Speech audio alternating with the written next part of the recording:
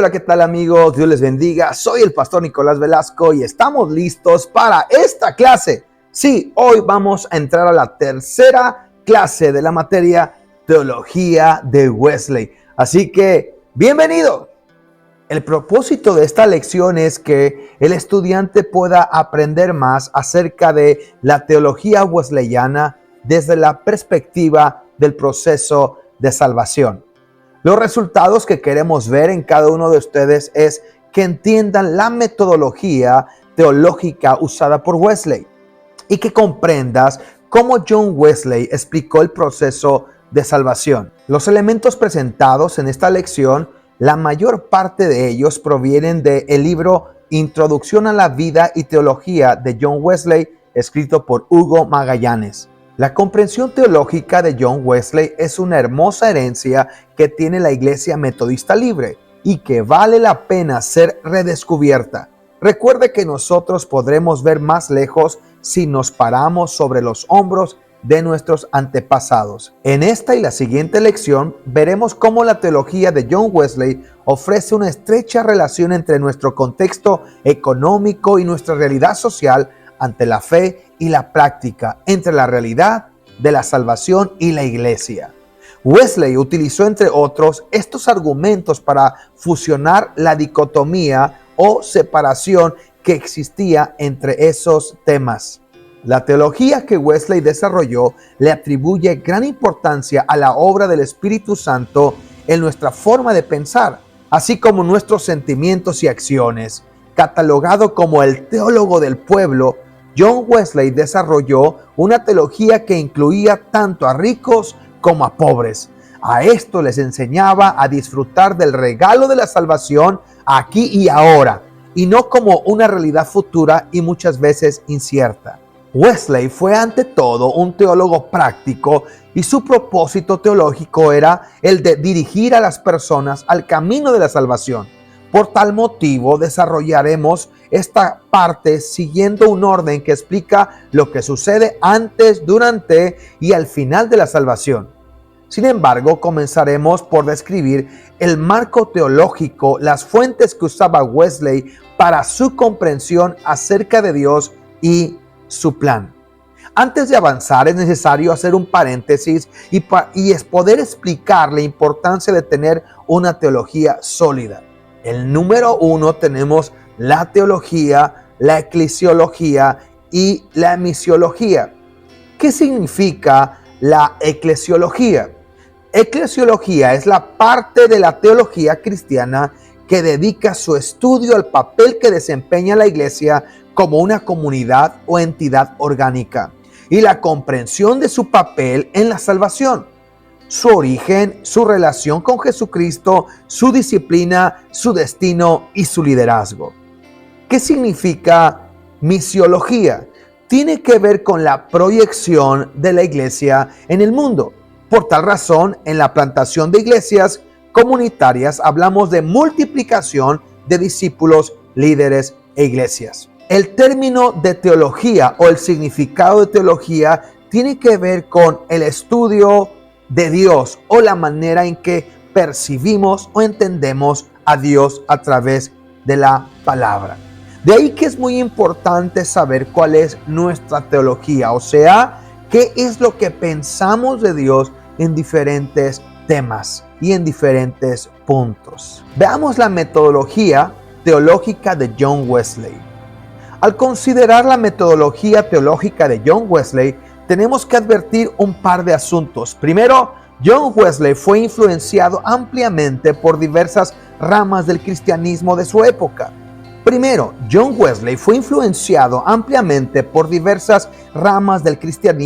su época. En Europa, todas esas corrientes se convirtieron en alguna medida en fuentes que ayudaron a la construcción de su teología.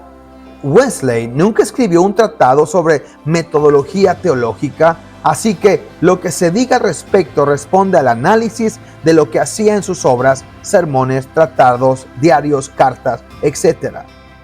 Las influencias. La influencia sobre la teología de Wesley o su entendimiento de Dios tiene que ver con las influencias de las órdenes religiosas de la Iglesia de Santo Domingo, San Benedicto, San Francisco, San Ignacio de Loyola. Aparte de la influencia católica, Wesley recibió influencia luterana, anglicana y del pietismo, cuyo énfasis fue la santidad personal. Pero sin duda alguna, la influencia morava fue fundamental para la vida de Wesley y su teología. Básicamente fueron dos las contribuciones que éstas hicieron. Primero, clarificarle lo que es la experiencia de la fe salvadora y conducirlo hacia ella. Segundo, proporcionarle modelos de vida cristiana en comunidad. Wesley fue varias veces a Alemania para observar las estructuras utilizadas por los moravos en relación a los puntos antes mencionados. Estas estructuras sirvieron como un medio de renovación al interior de una iglesia establecida más grande. Aunque Wesley aprendió mucho de ellos, dos fueron los puntos fundamentales con los que Wesley no estaba de acuerdo. Primero, ellos no tomaban suficientemente en serio el lado sacramental de la iglesia. Segundo, su espiritualidad interna no estaba balanceada con un énfasis apropiado en el lado ético de la vida cristiana. Hablemos del pentalatero wesleyano. Wesley utilizó 5 fuentes para la construcción de su teología: las escrituras, la razón, la tradición, la experiencia cristiana y la creación. Esto es lo que posteriormente se ha llamado el pentalatero wesleyano. Las escrituras: Dios mismo nos enseña el camino al cielo y lo ha dejado escrito en un libro. Wesley resumía lo que creía de las escrituras de la siguiente manera: esto es lo que ahora llamamos Santa Escritura. Esta es la palabra de Dios que permanece para siempre, de la cual, aunque perezcan el cielo y la tierra, ni una jota ni una tilde pasará. Luego, la escritura del Antiguo Testamento y el Nuevo Testamento es un sistema sólido y preciso de verdad divina. Toda porción de ella es digna de Dios, toda ella es un solo cuerpo, sin defecto ni exceso. Segundo, la razón. John Wesley vivió en el siglo XVIII, el llamado siglo de las luces. No era fácil ser cristiano en la Inglaterra de ese tiempo. Muchos de los intelectuales de la época eran escépticos o deístas, que sustituían la fe evangélica por una religión racional. Algunos de los defensores del cristianismo adoptaron la tendencia racional de sus oponentes. Otros rechazaron el uso total de la razón por considerarla incapaz de coexistir con la fe. Wesley trató de encontrar un término medio entre estos dos extremos. Optó por no darle un valor excesivo a la razón, pero tampoco desestimarla. De esta manera reclamó la razón como un instrumento del Espíritu Santo y desarrolló un entendimiento verdaderamente evangélico sobre el uso de la razón. Tercero, la tradición. Si queda todavía alguna duda, consultó con quienes tienen experiencia en las cosas de Dios y luego con los escritos mediante los cuales siguen hablando aún después de muertos. Lo que así aprendo, enseño. La referencia de los padres de la iglesia demuestra el profundo interés que Wesley tenía hacia lo que él llamaba antigüedad cristiana. La antigüedad cristiana se refiere a los escritos de los padres de la iglesia durante los primeros 300 años de la iglesia, antes del concilio de Nicea en el 325, es decir, antes de la corrupción de la iglesia que ocurre después de que el emperador Constantino reconoce oficialmente a la iglesia. Estos padres de la iglesia eran los escritores más cercanos al Nuevo Testamento y ellos fueron los más auténticos comentaristas de las escrituras por estar más cerca de la fuente y ungidos por el Espíritu que inspiró a las escrituras. Siguiente punto, la experiencia cristiana. Me he esforzado por describir la religión verdadera, bíblica y de la experiencia sin omitir nada, que sea parte real de ella y sin añadir lo que no sea. Eso lo dijo Wesley. Experiencia no es un término general que describe cualquier experiencia humana. Experiencia es el cumplimiento de la interioridad del cristiano, de esa santidad que enseña la Biblia y que está enlazada a las palabras bíblicas a través del poder del Espíritu Santo. La relación entre la escritura y la experiencia es lógica. La Biblia describe lo que la realidad cristiana debe ser y la experiencia aclara el significado de la Biblia haciéndolo más comprensible. La experiencia explica el significado y es suficiente para confirmar una doctrina basada en las Escrituras. El Espíritu Santo trabaja en ambos niveles, en el de la comprensión racional y en el nivel profundo de los sentimientos. Los sentimientos internos son una guía precisa sobre las condiciones espirituales de la persona, una prueba infalible. Esto ocurre verdaderamente en cada una de las etapas de la vida cristiana, desde la indiferencia del corazón que refleja una persona que ha faltado el Espíritu Santo, hasta el paso a través de la experiencia hacia la conversión, la fe, la justificación y la santificación. El siguiente punto es la creación.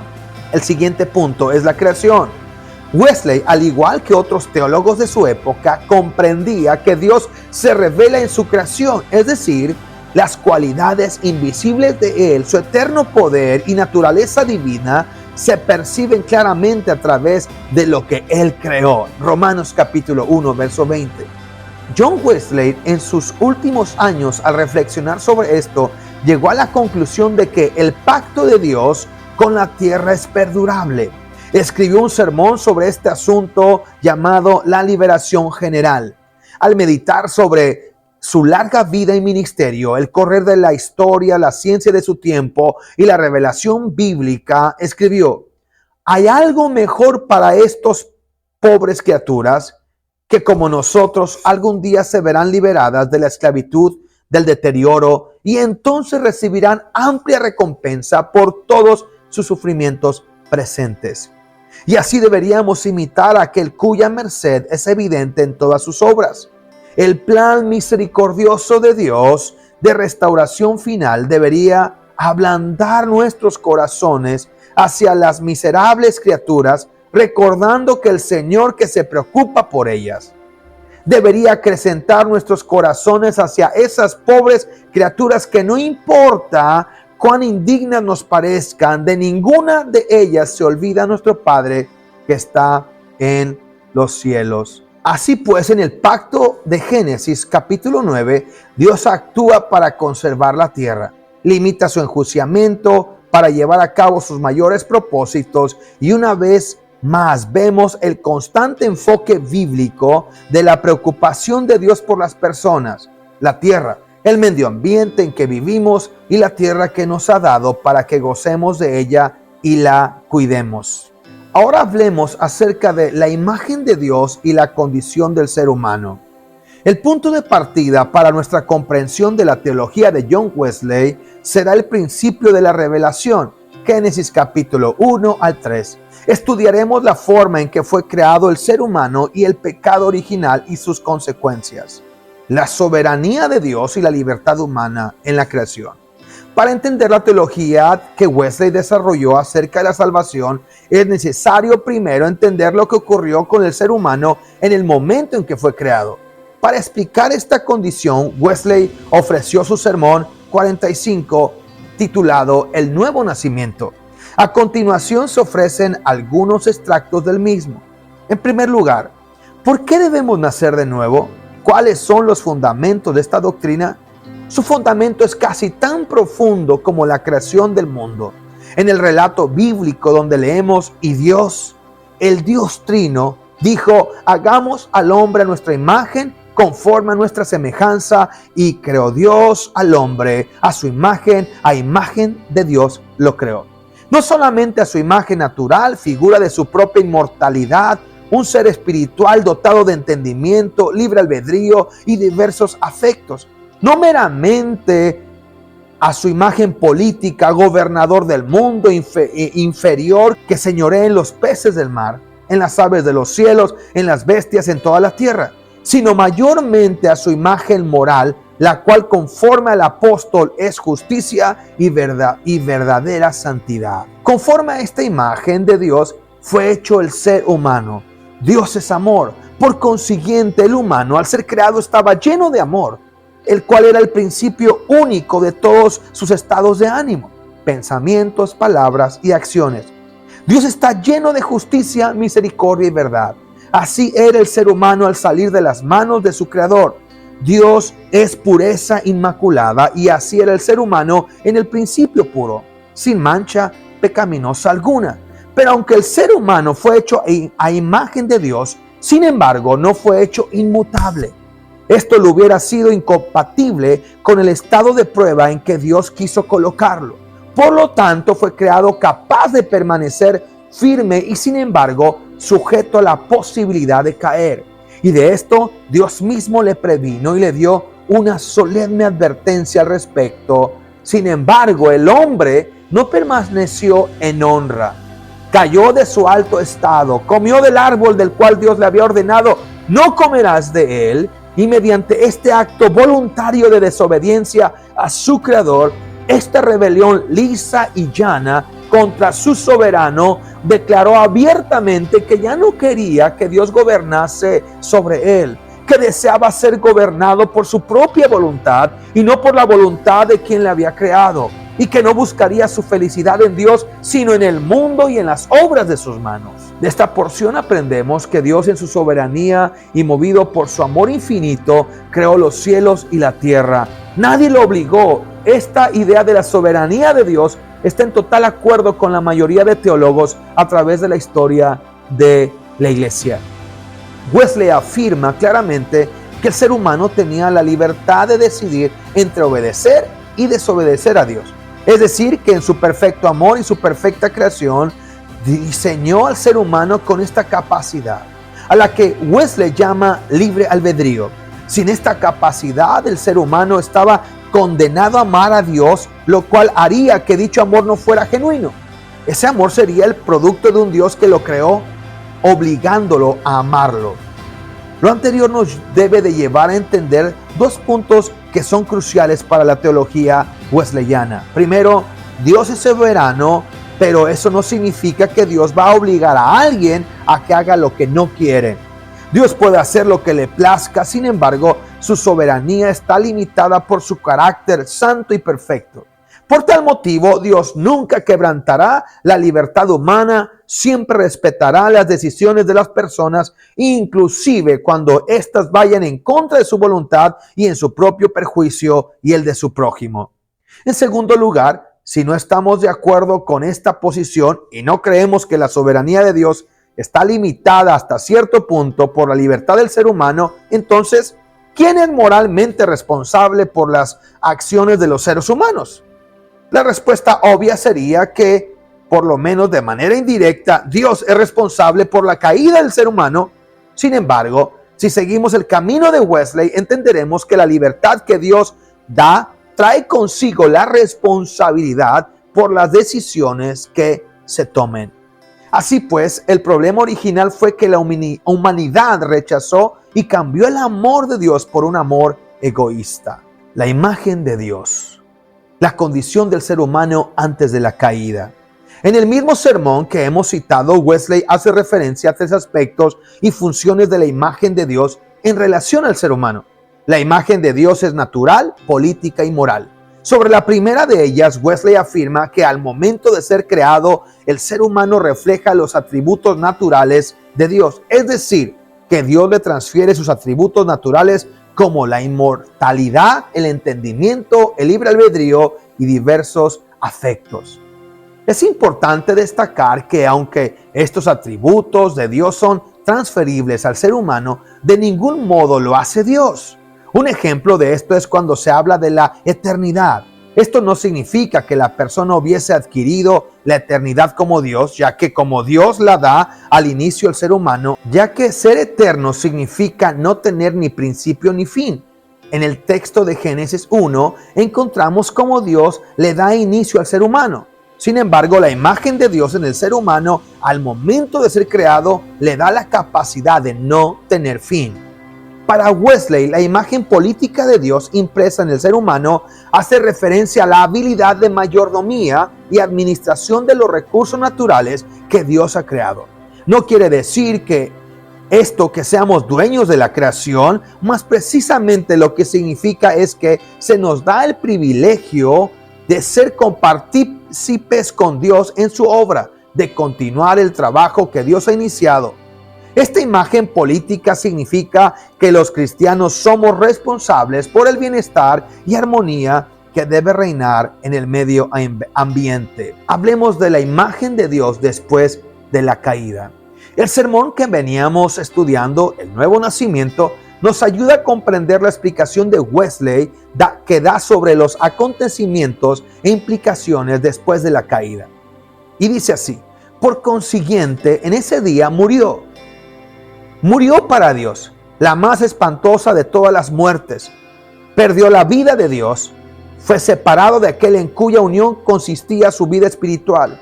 El cuerpo muere cuando se separa del alma, el alma cuando se separa de Dios. Pero Adán padeció esa separación de Dios en el día y la hora en que comió del fruto prohibido. Y de ello dio prueba inmediata, mostrando al momento por su conducta que el amor de Dios se había extinguido de su alma, la cual estaba ahora ajena de la vida de Dios. En su lugar estaba ahora bajo el poder del miedo servil, de modo que huyó de la presencia del Señor. Ciertamente tampoco retenía del conocimiento de aquel que llena los cielos y la tierra, que se escondió de la presencia de Jehová Dios entre los árboles del huerto. Así había perdido tanto el conocimiento con el amor de Dios, sin las cuales la imagen de Dios no puede subsistir.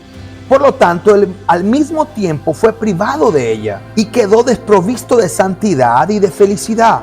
En lugar de estas quedó sumergido en el orgullo y la obstinación, que son la misma imagen del diablo, y en los deseos y apetitos sensuales a imagen de las bestias que perecen.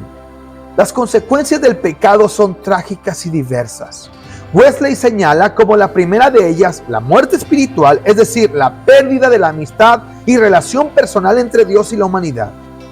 El ser humano, por primera vez luego de su creación, tiene conciencia de pecado y experimenta temor, vergüenza y reconoce que no puede tener una relación con Dios y que por ende lo ha perdido todo.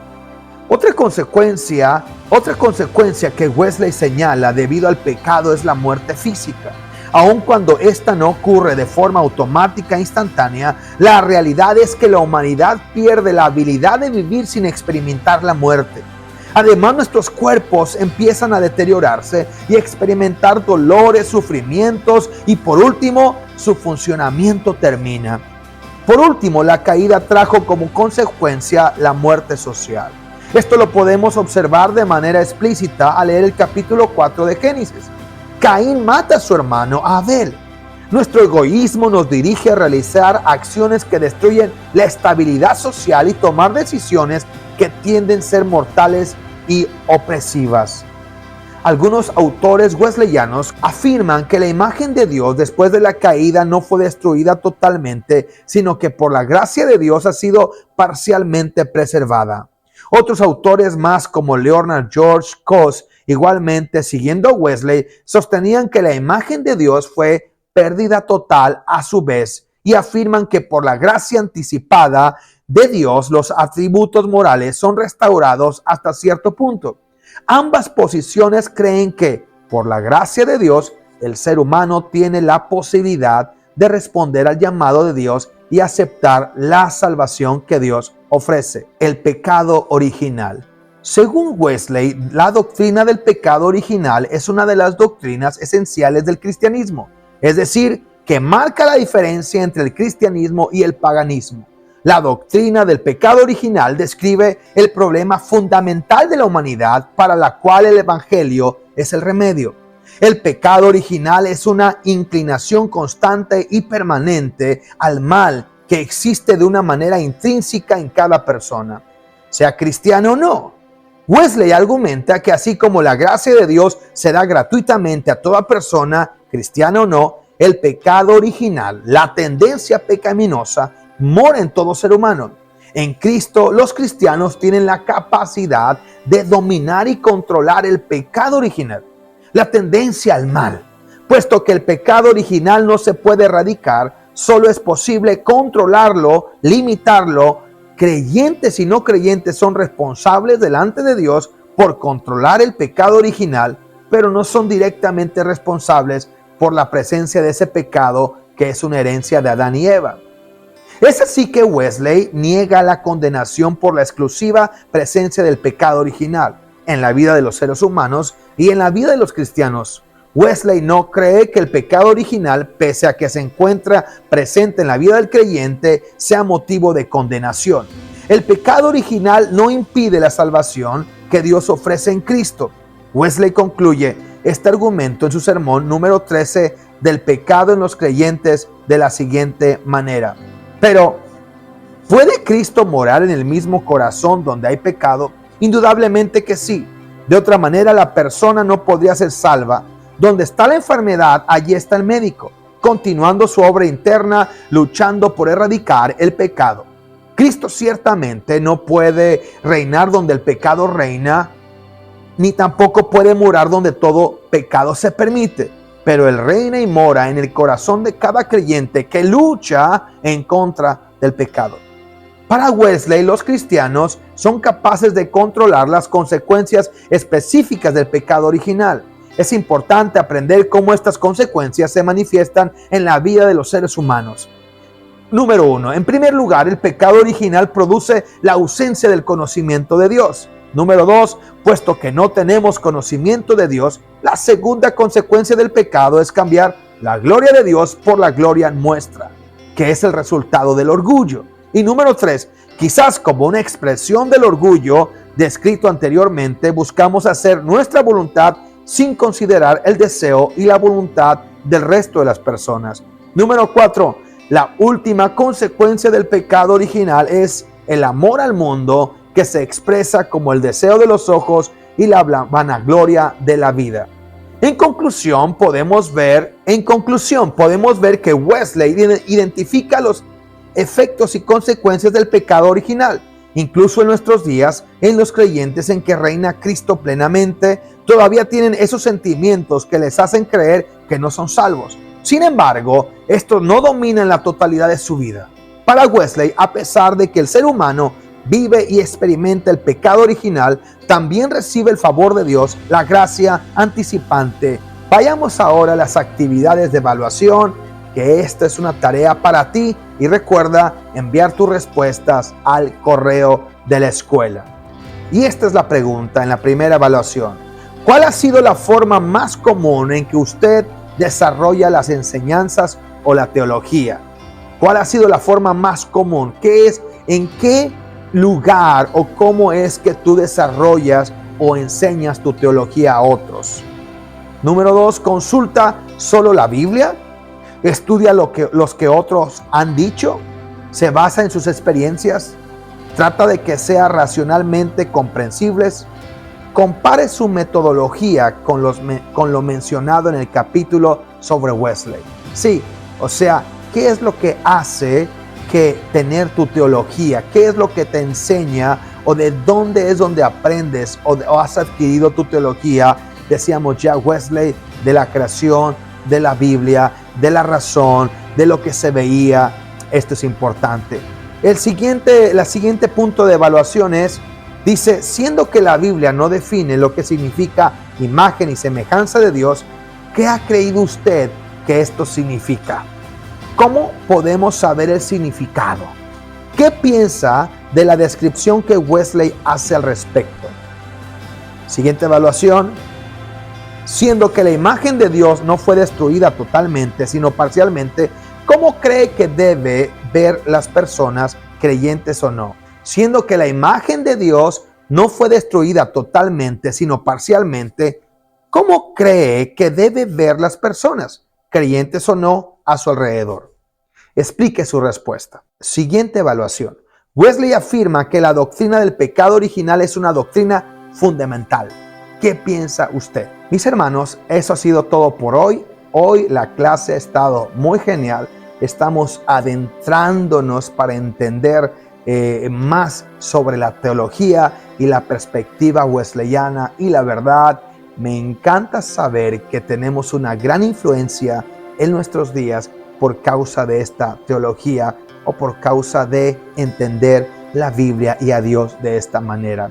Dios te bendiga, nos vemos en la próxima y recuerda hacer tu resumen de esta lección y mandar tus tareas de evaluaciones al siguiente correo electrónico. Dios te bendiga y esto ha sido la clase número 3 de la materia Teología Wesleyana. Te veo en la próxima.